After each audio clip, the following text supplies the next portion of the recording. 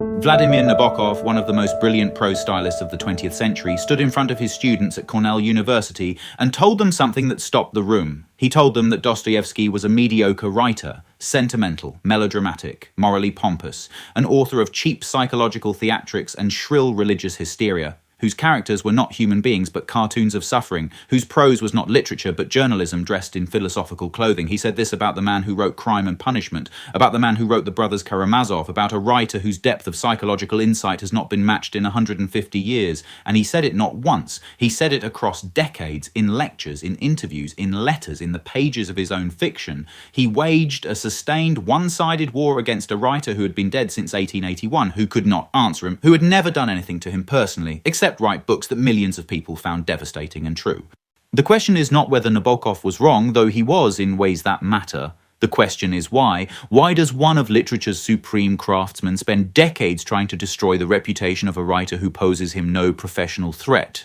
Why does the contempt persist, escalate, become almost compulsive? Because what Nabokov's hatred of Dostoevsky reveals is not a literary disagreement. It is a confrontation between two completely incompatible answers to the most fundamental question literature can ask. What is it for? What is a novel supposed to do to the person who reads it? Nabokov's answer and Dostoevsky's answer were not 2 points on a spectrum. They were opposite ends of a war. And the fact that only one of them was fighting tells you everything about who was more threatened by the other's existence. The official version of this feud, if you can call a feud what only one person is conducting, tends to focus on the literary criticisms. Nabokov found Dostoevsky's prose clumsy. He found his plots melodramatic, his characters too extreme, his philosophical monologues too long, his pacing too erratic. These are real criticisms. They're not entirely without basis. Dostoevsky was not a stylist in any conventional sense. His sentences don't shimmer, his paragraphs don't float. He writes with the urgency of a man who believes he is running out of time, which for much of his life he was. But Nabokov's problem with Dostoevsky was never really about the prose. If it were, he could have simply said, not my taste, not my method. Plenty of writers are admired without being personally congenial to you. Nabokov admired Tolstoy enormously, and Tolstoy's prose is not exactly economical either. He admired Kafka, Flaubert, Pushkin. He had clearly an interior map of what literature should be, and Dostoevsky violated it in ways that Nabokov found not merely artistically unsatisfying, but almost morally offensive. That word morally is the key, because what Nabokov objected to underneath all the talk of craft and style was Dostoevsky's insistence that literature should take suffering seriously as its primary material. That ugliness, psychological disorder, poverty, spiritual crisis, and the most extreme states of human desperation were not only valid subjects, but the most valid subjects. That the novel's job was not to produce beautiful sentences, but to excavate the human soul, and that the soul, honestly examined, is not a beautiful place. Nabokov believed the opposite. He believed literature existed to create aesthetic pleasure, that the arrangement of language into precise and beautiful patterns was itself a moral act, the highest form of attention a human being could pay to the world. That sentimentality, in the sense of cheap, unearned emotional manipulation, was the gravest literary sin, and that Dostoevsky committed that sin on every page. These are not just different preferences, they are different philosophies of what human experience is worth recording, and whose experience counts as literature's proper subject. Vladimir Nabokov was an aristocrat, the son of a wealthy, prominent Russian liberal family, a man who spent his childhood in a St. Petersburg mansion with 40-odd servants, a Riviera villa, an estate in the country. A man for whom beauty was the given condition of the world until the revolution stripped it away and replaced it with exile. A man who, for the rest of his life, reconstructed that lost beauty in language, sentence by sentence, as both memorial and defense. Fyodor Dostoevsky was the son of a doctor at a Moscow hospital for the poor. He spent 4 years in a Siberian prison camp after being sentenced to death for revolutionary activity, led to the execution ground, made to stand with a sack over his head waiting for the shots, and then reprieved at the last moment as a deliberate piece of czarist theatre. He spent the rest of his life in debt, in epileptic seizures, in grief, in compulsive gambling that kept him on the edge of destitution until late middle age. He was not reconstructing beauty, he was writing from inside the absence of it. When Nabokov looked at Dostoevsky's work, he was not simply looking at a different literary approach. He was looking at a different world, a world he had spent his adult life trying to put behind him. And the contempt he directed at Dostoevsky, however dressed in the language of aesthetics, was also the contempt of a man who needed the suffering in those pages to be the product of bad art rather than the product of real life. In the 1950s, Nabokov was teaching literature at Cornell. His lectures on the European novel have since been collected and published, and they are extraordinary documents, not only for their brilliance, but for the precision with which they reveal what Nabokov valued and what he refused to value. When he taught Tolstoy, he was reverent. He spent pages analysing the structure of Anna Karenina, the way Tolstoy moved between scenes, the specific physical details he chose, the relationship between description and moral weight. He treated Tolstoy the way a skilled craftsman treats the work of another skilled craftsman, with professional respect, with attention to technique, with the willingness to learn. When he taught Dostoevsky, the tone changed completely. He called Crime and Punishment a third-rate psychological thriller. He said that Dostoevsky's characters were not individuals, but puppets, manipulated into extreme situations to prove philosophical points. He said that the famous psychological depth was an illusion, a trick of theatrical staging rather than genuine insight. He said that the epilepsy, the gambling, the religious fervour, the suffering were all melodrama, all cheap effects designed to produce an emotional response in readers who didn't know the difference between being moved and being manipulated. Notice what he's doing. Every criticism he levels at Dostoevsky, the emotional manipulation, the exploitation of suffering for effect, the use of extreme situations to produce reader response, is precisely what he himself was accused of doing in Lolita, which he published in 1955, at the height of his anti-Dostoevsky campaign. Lolita is, among other things, a novel about a man who rationalizes the sexual abuse of a child with prose of extraordinary beauty. The moral horror of Humbert Humbert is inseparable from the aesthetic pleasure of his narration. The book requires you to be seduced by language that is describing something monstrous. It produces a deeply uncomfortable emotional and aesthetic response in the reader, not despite its craft, but because of it. It is, in other words, doing something in the Dostoevsky tradition far more than in the one Nabokov publicly claimed to inhabit. It is using extreme psychological material to force the reader into a confrontation they cannot easily resolve. Nabokov never acknowledged this. He couldn't, because acknowledging the structural similarity between Lolita and the Dostoevsky novels he despised would have required him to acknowledge that the tradition he was trying to bury was the one that made his best work possible. This is where the literary feud becomes psychological. The contempt is too consistent, too intense, too elaborately maintained for it to be purely aesthetic. Writers dismiss writers they find boring. They don't spend decades conducting systematic campaigns against them. The energy required to keep hating Dostoevsky as precisely and publicly as Nabokov did is the energy of a man in a genuine argument with something, not a man simply waving away an inferior. The argument is this: Nabokov needed Dostoevsky to be bad art because if Dostoevsky was good art, then the world Dostoevsky was writing about, the world of poverty and suffering and psychological extremity and the absence of beauty, was a valid subject for serious literature. And if that world was a valid subject, then the world Nabokov was describing in his cool, precise, aesthetically perfect novels, a world of pattern and memory and the pleasures of the educated mind, was not the whole of human experience, but only a part of it, a privileged part, a part that excluded most of the people who have ever lived. Nabokov's contempt for Dostoevsky is, at its core, a refusal to acknowledge that suffering, the kind he himself had experienced in exile and loss but had converted into aesthetic distance, is legitimate literary material in its raw, unconverted form. Here is what Nabokov's aesthetic framework could not accommodate. Dostoevsky was not trying to write beautiful sentences. He was trying to do something that Nabokov considered impossible in serious literature, which is to write about the experience of consciousness at its most extreme without aestheticizing it into something bearable. Crime and Punishment does not make Raskolnikov's psychological collapse beautiful. It makes it real. The famous scene where Raskolnikov returns to the scene of the murder and rings the bell, just rings the bell, repeatedly, for no reason he can explain, is not a literary device. It is an accurate description of what guilt does to a mind that cannot fully acknowledge what it has done. That compulsive return, that purposeless repetition, that inability to stay away from the thing that destroys you. It's not melodrama, it's psychology. It's what we would now call obsessive intrusion, the mind's inability to protect itself from its own knowledge. Nabokov called it theatrical, a serious psychologist would call it precise. The Grand Inquisitor sequence in The Brothers Karamazov, which Nabokov particularly disliked, is the most rigorous philosophical argument against theistic optimism in the history of literature. Even Karamazov does not argue against God with abstract philosophy. He collects cases, documented instances of children being tortured, and he says even if God exists, even if every suffering is ultimately redeemed and every question answered at the end of time, I return the ticket. The price is too high. No future harmony justifies the present tears of a single child. This is not sentiment. This is a philosophical position of extraordinary precision, and it is constructed not with the tools of academic argument, but with the tools of empathy. The insistence that the particular instance of suffering, the specific child, the specific tears, cannot be dissolved into a general theory of ultimate good.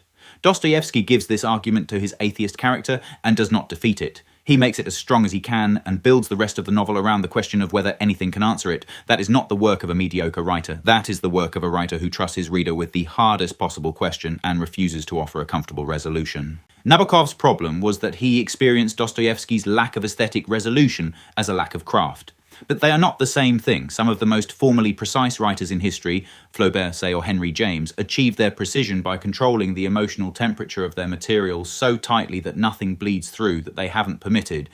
This is a genuine achievement. It is also a genuine limitation. It cannot accommodate material that refuses to be controlled, that demands the reader be left uncertain, disturbed, without the consolation of formal resolution. Dostoevsky was not a less skilled version of Nabokov. He was a writer working in a completely different mode for completely different purposes. The comparison fails because the criteria don't transfer. Judging Dostoevsky by Nabokov's standards is like judging surgery by the standards of architecture. Both involve skill, precision, knowledge. They are not the same activity. But Nabokov refused this. He insisted that his standards were not personal preferences, but objective literary criteria, that what he valued in prose was simply what good prose was, and that Dostoevsky's failure to meet those standards was a failure of quality rather than a difference of intent. This insistence was not a critical position, it was a defense. In 1937, Nabokov published The Gift, which is in many ways his most autobiographical novel. A portrait of a young Russian writer in Berlin exile, developing his craft, finding his voice.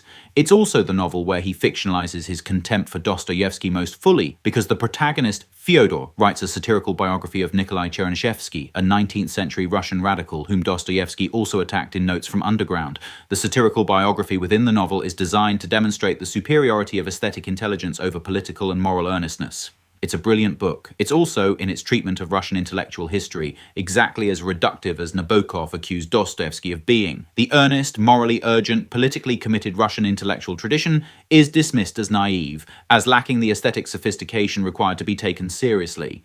The implied argument is that art, properly understood, transcends political and moral engagement, that the committed writer is always a lesser writer than the pure aesthete. But Nabokov published The Gift in 1937. He wrote it while living in Berlin, while the Nazis were in power, while Jews were losing their rights, their property, their safety, while the political situation in Europe was making it increasingly clear that the questions Dostoevsky spent his career asking about evil, about suffering, about what human beings do to each other under conditions of social collapse were not 19th century Russian provincial questions, but universal, permanent, perpetually urgent ones. Dostoevsky's Demons, published in 1872, is a novel about a provincial Russian town destroyed by a group of revolutionary nihilists whose ideology permits them to use people as means to political ends, to lie, manipulate, commit murder, all in service of a future good that justifies present harm. Nabokov dismissed it as hysterical. Within his lifetime, ideological movements that operated on precisely this logic killed tens of millions of people. The hysteria Nabokov diagnosed in Dostoevsky was not aesthetic excess, it was accurate anticipation. This is the deepest problem with Nabokov's critique. His aesthetic framework, brilliant as it is for understanding certain kinds of novels, is inadequate for understanding what Dostoevsky was doing because it excludes the possibility that literature might be urgently necessary in ways that have nothing to do with beauty. That some questions cannot wait for the right sentence. That some material demands to be recorded even in imperfect form because not recording it is its own kind of failure. Dostoevsky understood that the human capacity for cruelty and self-deception under ideological cover was not a historical anomaly but a structural feature of consciousness. He built his novels around this understanding because he needed people to see it, to be unable to look away from it, to feel it in a way that abstract argument cannot produce. The formal imperfections, the melodrama Nabokov complained about, were partly the result of working at speed and under pressure. But they were also partly deliberate. A certain kind of urgency cannot survive being too polished. The roughness is the truth forcing its way through. Nabokov's prose is never rough. It is always exquisitely in control. This is its great achievement and also its structural limit. It cannot accommodate what refuses to be controlled. And reality, in Dostoevsky's experience and in the experience of most people who have ever lived, does not submit to aesthetic control. This was never just a literary disagreement between two dead Russian writers. It was an argument about whose experience counts, about which human lives are suitable material for serious art, about whether literature's first obligation is to be beautiful or to be true, and what happens when those two things pull in opposite different directions. Nabokov's position has considerable cultural power in certain rooms. In the rooms where literature is discussed primarily as an aesthetic object, where craft is the supreme value, where the question of what a book is for is answered almost entirely in terms of the pleasure it produces in educated readers. In those rooms, Dostoevsky is always going to look a little rough, a little excessive, a little too desperate, but those rooms are not the whole of the world, they are not even most of it. Dostoevsky's novels have been read continuously, in translation, by people who have no formal literary education for 150 years. Crime and Punishment is read in prisons. The Brothers Karamazov has been read by people in the middle of genuine religious crisis, genuine moral breakdown, genuine confrontation with the question of whether their life was worth living. These readers are not going to it for aesthetic pleasure. They are going to it because something in those books tells the truth about what they are experiencing in a way that the aesthetically perfect novel cannot. Because the aesthetically perfect novel is always at some level at a remove from the most extreme material. Nabokov was at a remove he chose to be. It was in many ways the correct choice for a man of his history and his gifts. The beauty he produced from that remove is real beauty. Lolita is a great novel. Pale Fire is a great novel. The prose in those books does things that Dostoevsky's prose never does and never tried to do. But the remove cost something. It cost Nabokov the ability to see that a writer working without aesthetic remove, a writer whose novels smell of the poverty and illness and psychological extremity he was describing, was not producing inferior work. He was producing different work. Work that was doing things his could not do, reaching people his could not reach, asking questions his was not willing to ask. The contempt Nabokov directed at Dostoevsky was ultimately the contempt of a man who had survived the loss of everything by making beauty out of it, looking at a man who had survived the same kind of loss by refusing to make it beautiful, and finding that refusal unforgivable. Because if Dostoevsky's method was valid, then Nabokov's method was a choice, not a necessity, and choices can be questioned, necessities cannot. Nabokov needed his aesthetic framework to be the only serious framework because the alternative was acknowledging that the world he had lost and the world he had built in language to replace it was not the whole of human experience, that outside his beautiful sentences people were suffering in ways that his prose could not hold. That literature had an obligation to those people, an obligation that beauty alone could not meet. He spent 50 years refusing that acknowledgement, and the refusal is visible in every interview, every lecture, every contemptuous dismissal of a writer whose books were reaching into places Nabokov's could not go, and doing something there that no amount of aesthetic brilliance could do instead. Vladimir Nabokov called Dostoevsky a mediocre writer. He said this from a comfortable position in a good university surrounded by students who were learning literature as an aesthetic object. He said it in the language of craft, of precision, of the stylist's contempt for the sentimentalist. But Dostoevsky wrote Crime and Punishment in debt, in grief, in 43 days because he had signed a contract under duress and needed the money. He wrote The Brothers Karamazov knowing he was dying. Knowing it was his last chance to put into a single work everything he believed about God and suffering and the capacity of human beings for both cruelty and grace. He wrote without the luxury of aesthetic distance because aesthetic distance was not available to him. His material was his life, and his life had not been managed into beauty. The feud, if we must call it that, was never equal. Dostoevsky was dead. He never answered. He never had to. His books answered for him in the way books answer, by continuing to be read, by continuing to find people in the middle of things that Nabokov's prose cannot enter, by continuing to tell the truth about suffering in a way that does not aestheticize it into something bearable. Nabokov won the argument he set up. He was a better prose stylist. He constructed more formally perfect novels. His sentences do things that Dostoevsky's sentences never attempted. By Nabokov's own criteria, Nabokov wins.